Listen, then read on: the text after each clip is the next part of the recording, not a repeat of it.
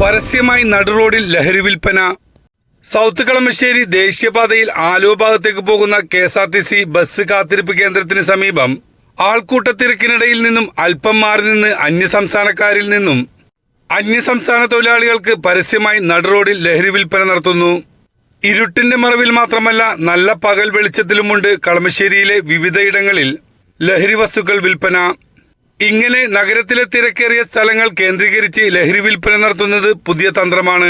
നേരിട്ട് ഇടപാട് നടത്താതെ ഉപയോഗിക്കുന്നവർ വഴി ലഹരി കച്ചവടം നടത്തുന്ന തന്ത്രമാണ് നിലവിലുള്ളത്. ഇവിടങ്ങളിലെല്ലാം പോലീസ് പരിശോധന നടത്തുന്നുണ്ടെങ്കിലും ഇത്തരക്കാരെ പിടികൂടാൻ സാധിക്കുന്നില്ല എന്നുള്ള ആക്ഷേപം ഉയരുന്നുണ്ട്.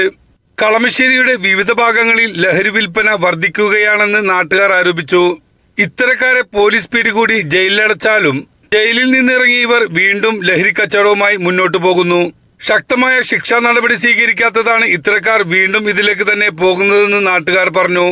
അന്യസംസ്ഥാനക്കാർ താമസിക്കുന്ന ഇടങ്ങളിലെല്ലാം കർശനമായ പരിശോധന ശക്തമാക്കണമെന്നാണ് നാട്ടുകാരുടെ ആവശ്യം.